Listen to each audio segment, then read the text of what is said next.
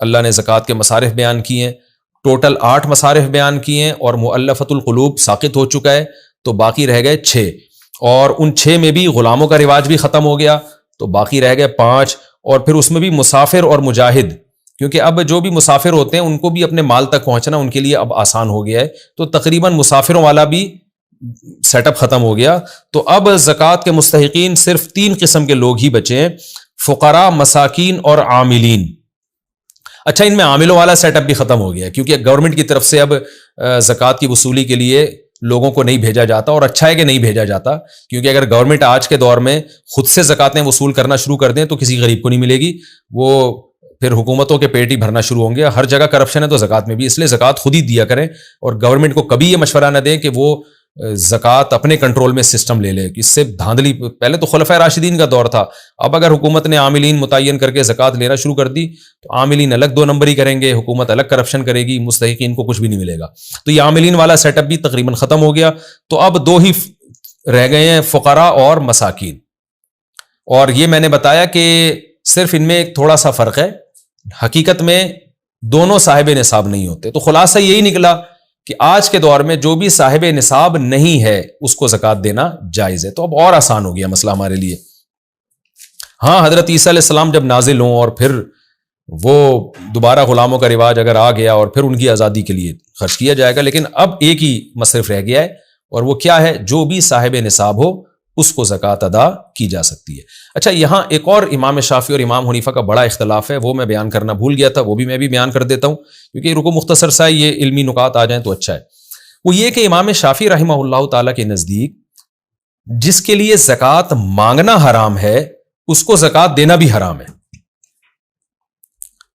جبکہ امام ابو حنیفہ کے نزدیک زکوٰۃ مانگنے کے مسائل الگ ہیں، یعنی بعض لوگ ایسے ہیں جن کے لیے زکوٰۃ مانگنا تو حرام ہے، لیکن ان کو زکوٰۃ دینے سے زکوٰۃ ادا ہو جائے گی۔ یہ بھی ایک بہت اہم اختلاف ہے، اس کو بھی سمجھیں۔ مثال کے طور پر امام حنیفہ کہتے ہیں جو صاحب نصاب نہیں ہے اس کو زکوٰۃ دے سکتے ہیں، یعنی 200 درہم سے کم جس کے پاس ہے نا اس کو زکوٰۃ دے سکتے ہیں، جس کی تفصیل میں بارہا بیان کر چکا ہوں، 5 چیزیں: سونا، چاندی، مال تجارت، نقدی اور ضرورت سے زائد سامان۔ تو اس کو زکوٰۃ دیں گے، زکوٰۃ ادا ہو جائے گی، لیکن اس کے لیے زکوٰۃ مانگنا جائز نہیں اگر اس کے پاس 2 ٹائم کا کھانا ہے۔ دیکھیں، جس آدمی کے پاس 2 ٹائم کے کھانے کے پیسے ہوں، یا پیسے تو نہیں ہیں لیکن جسم میں طاقت ہے، 2 ٹائم کا کھانا کما سکتا ہے اپنے اور اپنے بیوی بچوں کے لیے، تو اس پر امت کا اجماع ہے کہ اس کے لیے بھیک مانگنا حرام ہے، چاہے زکوٰۃ کی شکل میں مانگے چاہے کسی بھی شکل میں مانگے۔ یعنی ایک آدمی صبح اٹھتا ہے، دونوں ہاتھ پاؤں سلامت ہیں، اسے پتا ہے میں کدال لے کے جاؤں گا، مزدوری کروں گا، آج میں اپنا بھی پیٹ بھر سکتا ہوں، بچوں کا بھی، بیوی کا بھی، اور 2 ٹائم کا آج میرے پاس ہے، یا اس کے پاس اتنا راشن ہے گھر میں پہلے سے پڑا ہوا ہے اور کوئی بیماری بھی نہیں ہے، تو اس کے لیے مانگنا حرام ہے، کیونکہ نبی صلی اللہ علیہ وسلم نے بھیک مانگنے پر، اگر آپ کو ضرورت نہیں ہے اور آپ بھیک مانگیں، اس پہ بڑی شدید وعید ہے۔ آپ صلی اللہ علیہ وسلم نے فرمایا جو بھیک مانگتا ہے قیامت کے دن اس کے چہرے پہ گوشت نہیں ہوگا، کیونکہ اس نے اپنے آپ کو لوگوں کے سامنے ذلیل کیا ہے، تو اللہ اس کے چہرے سے گوشت ہٹا لے گا۔ تو ہاں، کسی دوست سے قرضہ مانگ لینا یا ویسے ہی اس سے بے تکلفی ہو، جیسے دوست آپس میں کبھی بھائی تو آج پیسے دے دے کل میں دے دوں گا، تو وہ ایک بے تکلفی، وہ ایک الگ چیز ہے۔ میں یہاں ہماری مراد ہے زکوٰۃ مانگنا یا بھیک مانگنا کسی سے، بھیک ایک الگ چیز ہے بالکل۔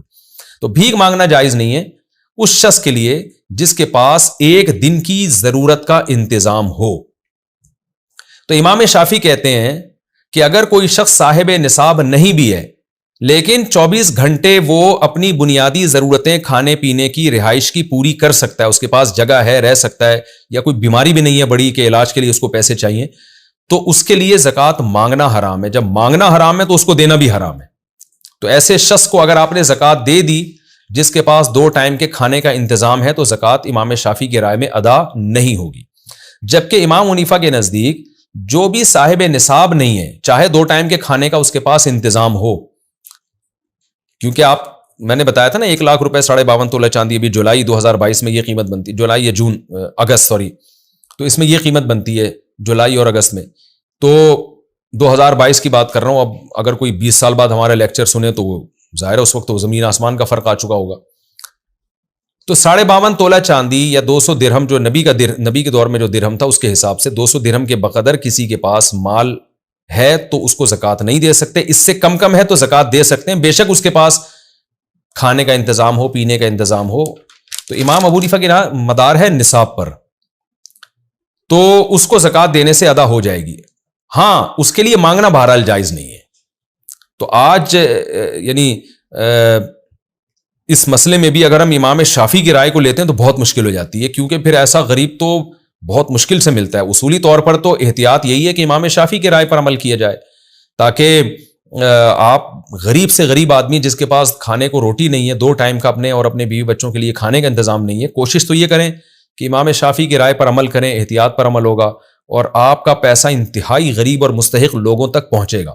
لیکن بہرحال اس میں مشکل ہے، تو امام حنیفہ کی رائے میں آسانی ہے کہ ٹھیک ہے جی اس کے لیے مانگنا تو جائز نہیں ہے، لیکن اگر آپ نے زکوٰۃ دے دی اور وہ نصاب سے کم کا مالک تھا تو زکوٰۃ ادا آپ کی ہو جائے گی.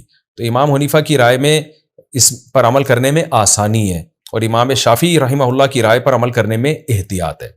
لیکن اتنی بات بہرحال ثابت ہو گئی کہ آج جو ہمارے ہاں توندیں بھری ہوئی ہوتی ہیں، راشن 1 مہینے کا گھر میں پڑا ہوا ہوتا ہے، انڈے پراٹھوں کا انتظام ہوتا ہے، ایسے لوگ بھی لوگوں سے زکوٰۃ مانگتے پھر رہے ہوتے ہیں. اس عمل کے ناجائز ہونے میں تو بہرحال سب کا اتفاق ہے کہ یہ آدمی بھکاری کہلائے گا.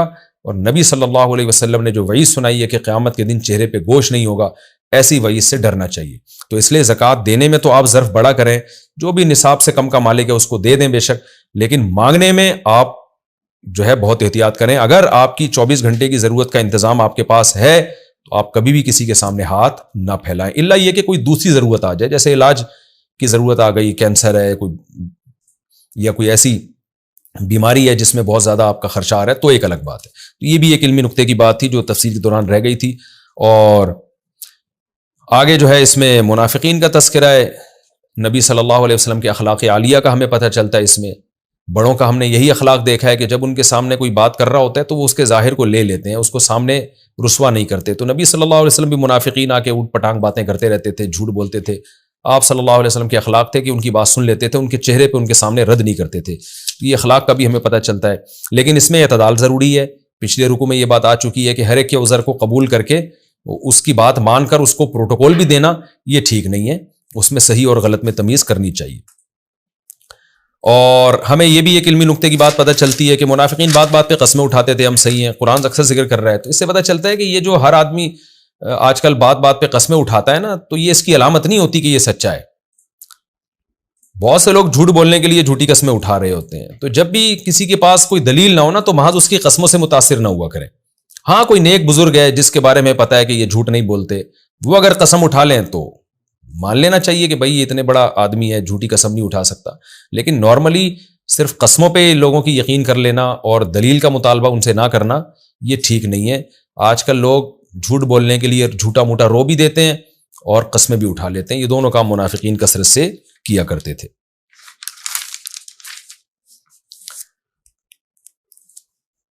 اور ایک آخری بات یہ کہ دینی چیزوں کا مذاق اڑانا، شاعر اسلام کا مذاق اڑانا یہ بھی بہت خطرناک ہے.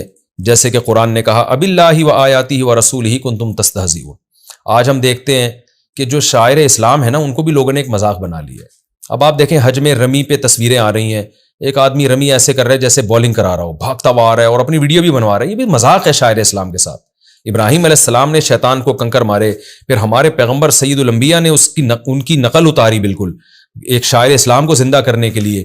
صحابہ نے کیا یہ کام. یہ سارے کام سنجیدگی سے کرنے کے ہیں.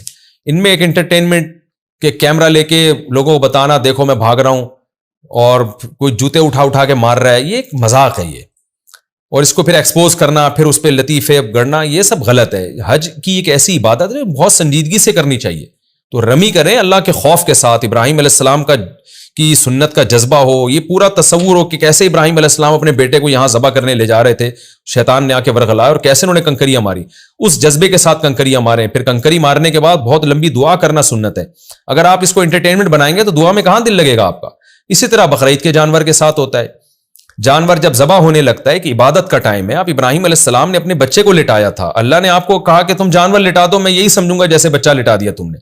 تو اس میں اللہ کی طرف توجہ کرنے کا وقت ہے, ذکر کرنے کا ٹائم ہے, اس کو لوگوں نے انٹرٹینمنٹ بنایا ہوتا ہے. کوئی گائے کی دم پکڑ کے کھینچ رہا ہے, کوئی اس پہ چھلانگے مار رہا ہے, کوئی ہنس رہا ہے, کوئی لطیفے بنا رہا ہے.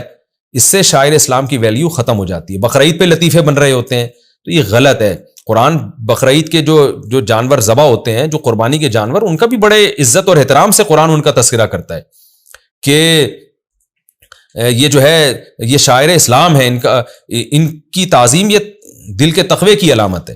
تو ان جانوروں کے ساتھ بھی اس طرح کا ایٹیٹیوڈ کہ بالکل ایک توہین دل میں بیٹھنا شروع ہو جائے, یا جانور ذبح کرتے ہوئے اس کو ایک انٹرٹینمنٹ کا ذریعہ بنا لینا, یہ بھی میں سمجھتا ہوں انہی آیات میں داخل ہے.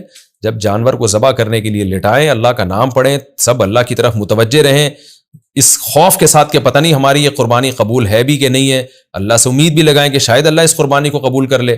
تو وہ انٹرٹینمنٹ کا ہنسی مذاق کا وقت نہیں ہوتا, لیکن آج اس کو لوگوں نے جانور پڑا ہوتا ہے اور اس کے پیٹ پہ کوئی کود رہا ہے, کوئی دم پکڑ کے گھسیٹ رہا ہے, کوئی کیا کر رہا ہے, اور ہا ہو ہی شو بازیاں, بہت بری حرکت ہے, اس سے بھی بچنا چاہیے. تو جتنے بھی اسلام کے شاعر ہیں, جو عبادتیں ہیں, طواف میں میں نے دیکھا ہے اب ہنسی مذاق کر رہے ہیں لوگ, طواف میں ہنسی مذاق شروع ہو گیا ہے. بہت افسوس ہوتا ہے. طواف میں علماء کہتے ہیں اتنی عظمت بیت اللہ کی دل میں ہونی چاہیے. آپ اللہ کے گھر پر آئے ہو, ساری زندگی جس بیت اللہ کی طرف رخ کر کے نماز پڑھتے رہے, آج وہ آپ کے سامنے ہے, آپ اس کا طواف کر رہے ہو. ایک آپ میں روب ہونا چاہیے, ایک اللہ کی طرف توجہ ہونی چاہیے کہ اللہ میں لاکھوں روپے خرچ کر کے آیا ہوں, تیرے گھر کا کہ چکر لگا رہا ہوں دیوانہ وار, تو اس عبادت کو قبول کر لے. وہاں بھی ہم نے دیکھا ہے طواف کے دوران سیلفیاں بن رہی ہیں, کوئی مسکرا رہا ہے, کوئی جو ہے وہ مذاق کر رہا ہے, کوئی ایسے گھوم رہا ہے جیسے یہاں کوئی کھانے کے بعد کھانا ہضم کرنے کے لیے چہل قدمی کرنے کے لیے آیا ہوا ہے. تو ہم نے اہل اللہ کو, بزرگوں کو نہیں دیکھا اس طرح سے طواف کرتے ہوئے, ان پہ ایک روب ہوتا ہے. تو یہی ہونا چاہیے. میں طواف کر رہا تھا, مجھے یاد ہے جب میں پہلے 3 چکروں میں رمل کر رہا تھا, مسلسل پیچھے سے کوئی آواز مار رہا تھا, مفتی صاحب ماشاءاللہ زبردست, صحیح رمل کر رہے ہو, اور واہ واہ زبردست. مجھے اتنا برا لگ رہا تھا کہ یار ٹھیک ہے آپ محبت میں کر رہے ہیں, آپ کوئی میری توہین کی نیت سے نہیں کر رہے, آپ ایک ویسے ہی مفتی صاحب سے محبت کا اظہار کر رہے ہیں, لیکن یہ موقع نہیں ہے اس کا. آپ بھی اپنے طواف میں مشغول رہیں, ہمیں بھی اپنے طواف میں مشغول رہنے دیں. اس دوران باتیں کرنا اور ایک دوسرے کی توجہ ہٹانا یہ اچھا نہیں لگتا, یہ عمل یہ بری بات ہے. بعد میں بیٹھ جائیں طواف کے بعد, پھر جو بھی مذاق کریں, جو گپ شپ لگائیں آپ کی, اگر کسی سے بے تکلفی ہے. تو یہ چیز اس دفعہ میں نے حج میں نوٹ کی کہ بھائی اب حج کے جو شاعر ہیں ان میں بھی لوگ اب سنجیدہ نہیں رہے ہیں. تو یہ سب چیزیں بڑی ڈینجرس ہیں, قرآن کی اس آیت کا مصداق ہے. اللہ تعالیٰ میں سمجھنے کی عمل کی توفیق عطا